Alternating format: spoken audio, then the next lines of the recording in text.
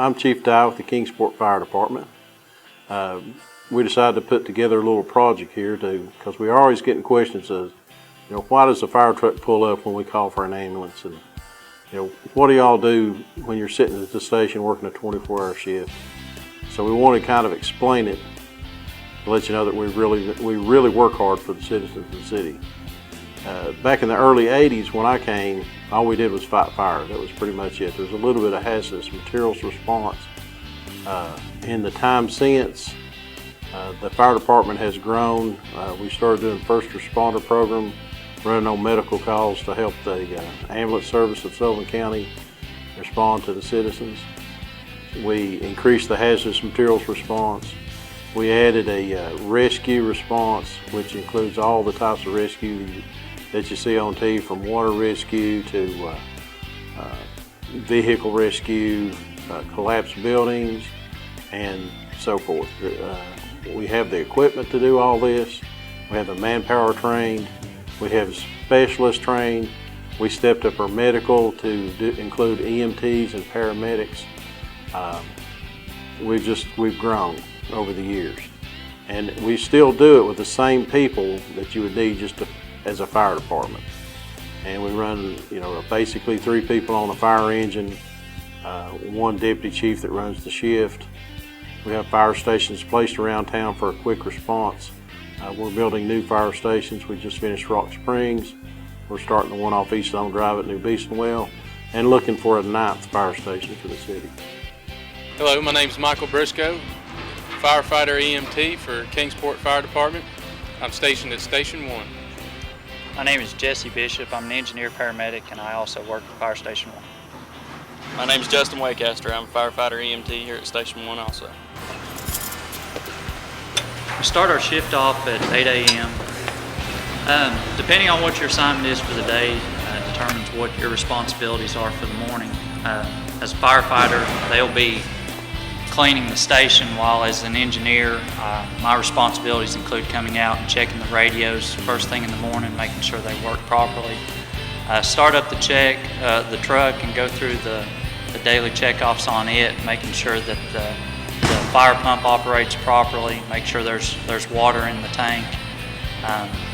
We'll start, after that we'll go through over the ladder and make sure that it is functioning properly. We'll check the engine, make sure the transmission fluid and oil levels are what they're supposed to be. Then we'll start doing our daily inventories, making sure all the equipment's on the truck that's supposed to be there. Well, as a firefighter, first responsibility is to clean all the department here. We go through and clean the bathrooms and mop and sweep and clean the countertops, disinfect everything. From there, if there's mowing that needs to be done, we'll take care of those issues. Really anything that needs to be done maintenance-wise around the fire department is what we take care of. We don't have company coming in to do that for us. It's solely our firefighters here at the department that take on that responsibility. Also, once I'm done with all those responsibilities, I like to come out and check off the truck with the engineer. As you saw earlier, we go through everything on the truck as far as tools and equipment to make sure that those things are all in their place and not missing or damaged. And if there is anything that is missing or damaged, we replace it at that time and keep record of that as well. We go through the medical checkoff every day. We check the unit to make sure it's the monitor to make sure that it's working properly. We go through the medical bag, make sure all that the medications are there and things of that nature. In the mornings, along with our check, we check off all the medical equipment, our drugs, and everything that we need on a medical call. We're advanced life support. We provide that. So we have a monitor. We have to check that off. And we check off all our drugs, make sure for clarity and expiration date and things like that. We can pretty much do everything that an ambulance can do here at the fire department, except for transport. Usually, whichever agency gets there first, which is typically us, we'll initiate the treatment, and when the ambulance gets there, they'll take over and do the transport. And sometimes if it's bad or something like that, then we'll ride in and help them out.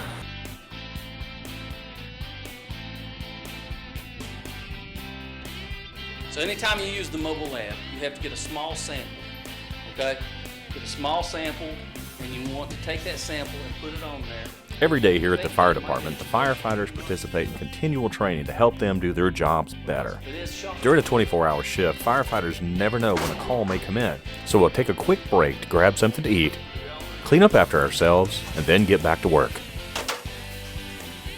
Well, this is our turnout gear that we wear anytime we go to an accident scene or have fire alarms or an actual structure fire. The first thing we'll put on our boots and pants, and the next will be the hood. Put this on, put our jacket on. You can imagine in the summertime putting all this layers of this stuff on that's supposed to protect us from the heat. It doesn't allow the heat in, well, it doesn't allow the heat out either. It gets pretty warm in here. And with our air pack and everything, we're looking close to 40 to 50 pounds of gear. That's not including any tools or anything that we have to carry with us. I'm just going to go through and show you what it'll look like once I have all my turnout gear on.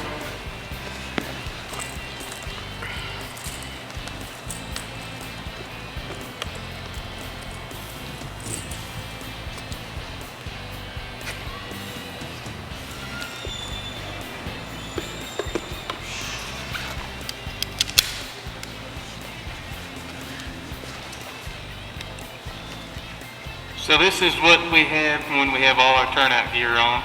Of course, I would hook this up and this would be what I breathe through. Turn my bottle on. Don't want to do that. Got to check to make sure the purge valve is closed. There we go. So now I can breathe air, and still we have an amplifier here so we can talk with each other as when we're in the fire. Be able to communicate still. If I didn't have this in, it's very hard to talk and hear each other.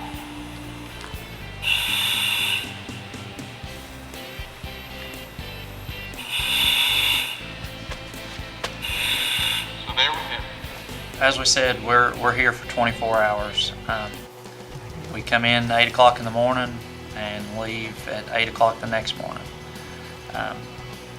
So we are trying to take care of the business around the station. When we come in, we do our daily checkoffs, and then we do our training if we have any scheduled for the day. Different parts of the year, times of the year, we have hydrant maintenance that we have to do. Outside of that, we still have to run calls. We still have fire calls to run. We have medical calls that we have to do. So we never know when those calls are going to come in. So we can schedule our other activities, but we can't schedule the calls. So a lot of times we get started working on a project and a call comes in and we have to stop and go run the call and then come back. So sometimes what we're doing is eating when we get calls. So we never know if we're going to get to sit down for a normal meal. But since we are here for 24 hours, we have to eat 2 or 3 times during the day. We try to rest sometime during the day if we have a chance. If not, we have beds that we can sleep in at night, but there's still that chance we're going to get up and run calls at night. You guys may be wondering why you see these fire trucks out running around with their lights and sirens on and there's no fire around. Well, here at this fire department, we also run medical calls. We run advanced life support engines, which means that we have at least one paramedic on every engine, and everybody else on the truck is at least an EMT. An EMT takes 1 year to get, and you get advanced in skills in placing IVs and pretty much the support role to the paramedic. And then whenever you want to further your education, you can go on to Paramedic School, which is about 16 months. And you can do a lot of things. I mean, you can give drugs, you can do everything that pre-hospital care can do as a paramedic.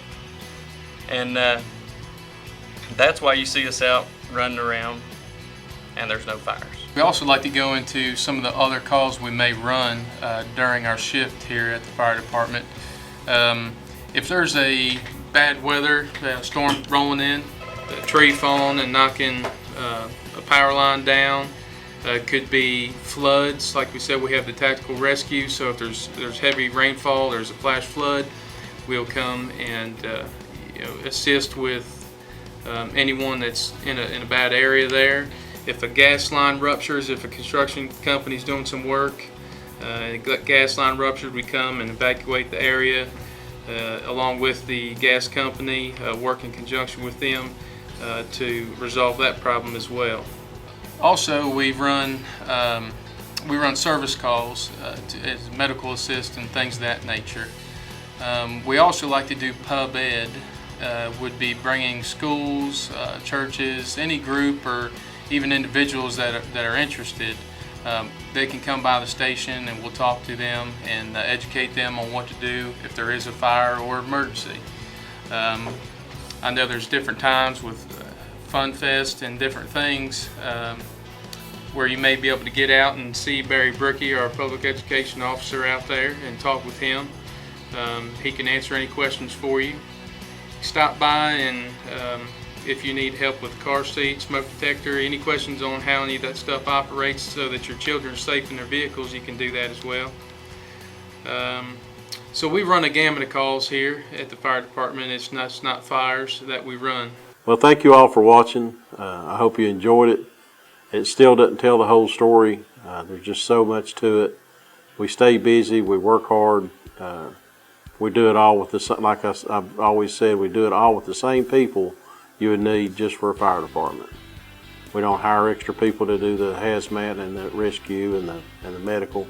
It's all the same people doing the stuff that you've seen. And if you needed more information, go to kingsport10.gov and look for the fire department on that website. Or you can call the fire station at 423-229-9444. Of course, if you have an emergency and emergency only, call 911 and we'll be there. Thank you.